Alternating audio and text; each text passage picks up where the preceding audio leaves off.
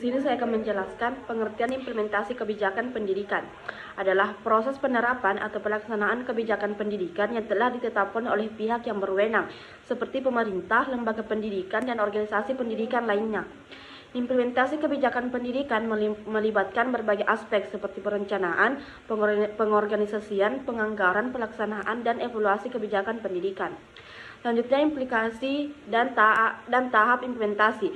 Implikasi dan tahap implementasi pendidikan dapat bervariasi tergantung pada tujuan dan konteks pendidikan yang akan diimplementasikan. Namun secara umum, berikut adalah beberapa implikasi dan tahap implementasi pendidikan yang dapat diterapkan.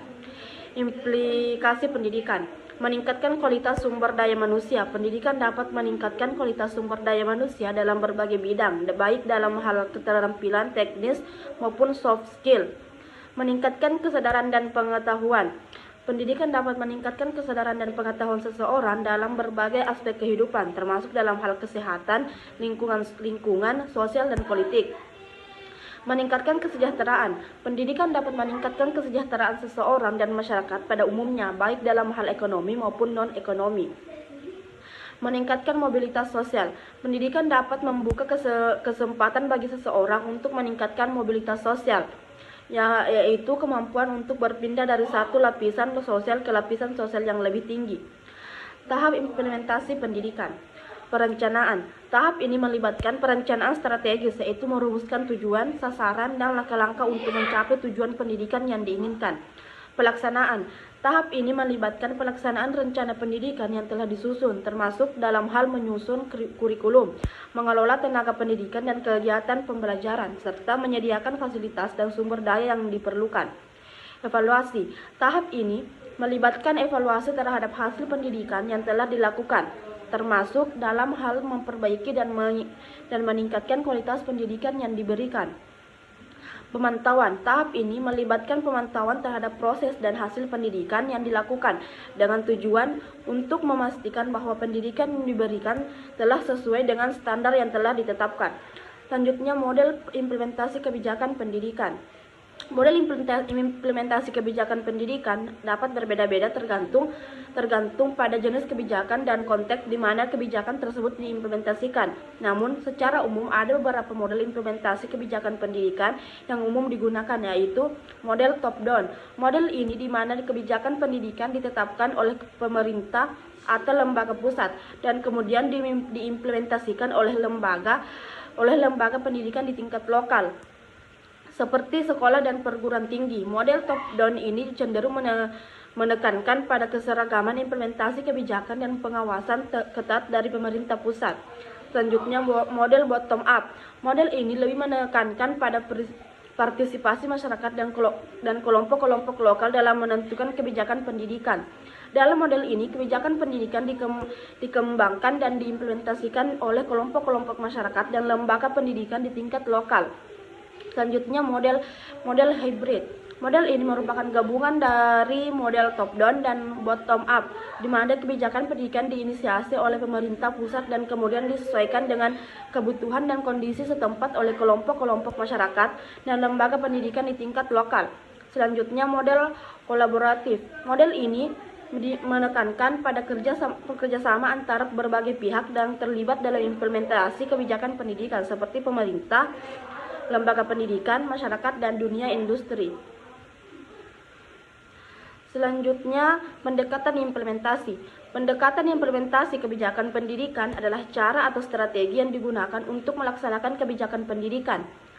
Berikut adalah beberapa pendekatan implementasi kebijakan pendidikan yang dapat diterapkan, yaitu pendekatan berorientasi pada tujuan.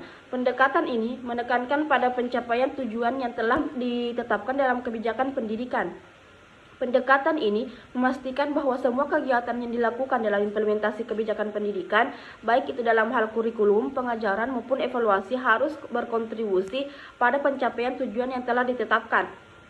Selanjutnya, pendekatan berorientasi pada proses. Pendekatan ini menekankan pada proses implementasi kebijakan pendidikan. Pendekatan ini memfokuskan pada bagaimana kebijakan dapat diimplementasikan secara efektif dan efisien melalui proses pengelolaan yang baik, termasuk dalam hal pengorganisasian, koordinasi, dan monitoring. Pendekatan berorientasi pada partisipasi. Pendekatan ini menekankan pada partisipasi masyarakat dan semua pihak yang terlibat dalam implementasi kebijakan pendidikan. Pendekatan ini bertujuan untuk meningkatkan partisipasi masyarakat dalam proses pengambilan keputusan dan pelaksanaan kebijakan pendidikan, sehingga masyarakat merasa memiliki kebijakan pendidikan yang diimplementasikan. Selanjutnya, pendekatan berorientasi pada jaringan.